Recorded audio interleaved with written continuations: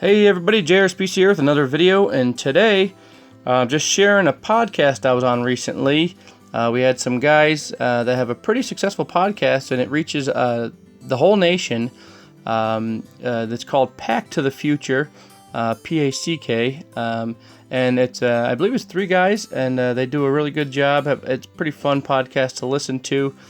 You can find it on any of the podcast avenues that you might listen. So encourage you guys to check them out. Here's the interview they did with me on their podcast. This was this past Sunday at the Valley Fair Mall card show. Hope you guys enjoy. All right, we're here with JR. Yep. Oh, perfect. We're here with JR, one of the vendors here at the Valley Fair Card Show that we had met and become friends with. I called you Frank to begin with. What is the name of your YouTube channel? The YouTube channel is Frank Spicci, 2 words, FrankSpicci. Great. And what do you typically cover on your YouTube channel? Well, I mostly just open up cards and talk about the cards and the players and what's going on with those players currently, maybe some fun stories about them in the past, maybe some coincidental stories about them. Okay. And I also try to give lots of information on the hobby and tricks and tips and so on and so forth. So. Fantastic. You're going to want to check out his YouTube channel. It's really interesting. We pulled it up actually over at our table, and we got lost in watching it and actually had someone wanting to have us help him with a sale. So it is really interesting, a really interesting YouTube channel to check out. Now, you're also working here locally in Utah to put together a little group. Yeah. Why don't you tell us a little bit about that? Yeah, just I want to put together a group of just like-minded people who love cards, who love opening cards, who love getting involved in breaks, who love trading cards, who love to just go to an area where they can just de-stress, lower their blood pressure, and just absorb as much of the trading card hobby as they can. A place where we can buy into a break of some great stuff, and then randomize the teams, and then after the randomizer's done, we trade our teams with people before we even break the cards, and then afterwards we open the cards and then trade some more cards. I love. Just have a great camaraderie of sports card. Yeah, that is such a good idea. We've all done that, right? We've all done the breaks, and you say, "Man, I wish I could be in the room." Or you get the Browns, and you're screaming, "I wish someone just knew I had the Browns. They would trade with me." Mm-hmm. Yeah, now, for like my PC team or something. Exactly. Right? Yeah. It's so much easier to make those trades, and you're not having to do it in 30 seconds before the break starts. And you hope someone gets back to you on that text or that message or in the live chat, and hopefully it doesn't get lost. Right.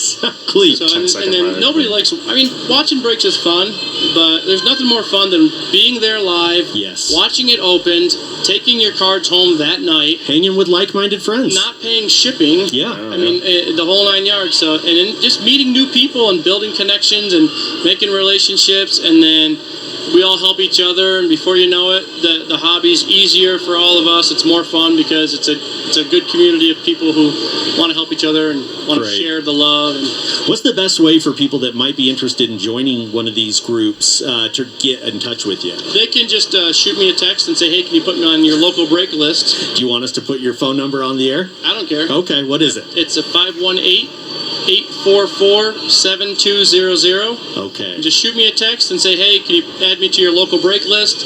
And then, is this mostly local? Yes. Podcast? It's both. It's actually nationwide, but we do have a strong audience here. Yeah, so if you're local enough to where you'd want to meet up, maybe in the Salt Lake area or something, then you're welcome to get on the list. And I mean, the whole point of it is to get everybody there live. Yeah. So you don't want to do too much of the outside stuff, because that kind of defeats the purpose of what it's about. It's about coming together, hanging out, having fun, meeting people. Yeah. Fly in. Come say hello. Fly in specifically for these exactly, breaks. Say hi to your favorite podcast and break some cards. There you go. I got a bunch of campers, you can stay in for free, So, you can just shoot me a text, say, "Hey, can you add me to your local break list?" And then when I have enough people on it where I think we can fill breaks easily, then I'll start advertising, "Hey, I got 10 hobby boxes of this." Or I'll say, "Hey, let's do a quick vote. Who wants, pick a sport you want to break. Whoever picks the most, we'll do that one first, and we'll just buy 10. Or we can just do a multi-sport break. Yeah. Buy like 4 awesome boxes of baseball, 4 basketball, 4 football, whatever. Oh, and then just spend a few hours doing it. You know, like I said, have like a trade time where you can just bring your own stuff and just no selling, just trading. Like set you up a table in some office that I'll try to rent, or some convention, something cheap and small where we can afford it. Yeah. Because this is all basically for the hobby. It's not for monetary gain. I'm not trying to make money on it. It's literally just to get a group of guys together, have some fun, sell breaks at whatever the cost is of the product, and just get together and have some fun. Man. Yeah, you know, and that's the thing. That's why we had to have JR on, is that I don't see enough of this in the hobby, where people are just doing it to bring the community together. We all like each other. We all love talking about cards with one another. Yeah.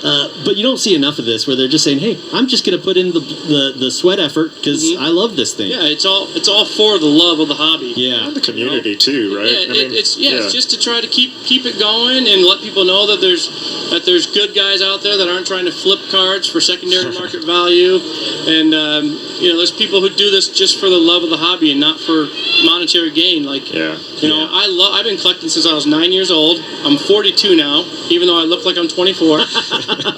And I do this because I love it. And I hate when I go to the stores to try to get stuff and people are like, you're one of those scalper vultures, blah, blah, blah. And I'm like, actually, no, I'm not. I said, I've been collecting since I was 9 years old and I've never stopped. I said, and I don't flip anything. I said, so you just stereotype me or profiled me. I go, just because I have to run with the pack now, it's only because that's the only way I can get cards. Right. But whatever I take home gets opened by me or stored away for future YouTube videos, because I open everything on YouTube videos. Like, I don't open anything by myself anymore. Everything I open, I share with the YouTube community. I tell people all the time, if there's anything that you want, let me know. You can either buy it off me if it's something good, or I always advertise, hey, send me a stamp with your address and what you PC, and I'll send you free cards. Yeah.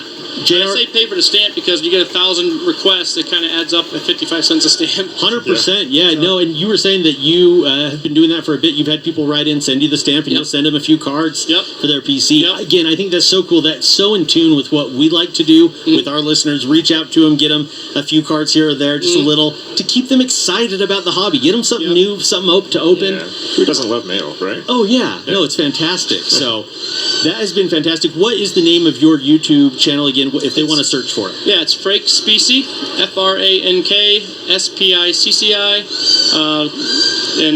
That's it. So I've got over 1,000 subscribers.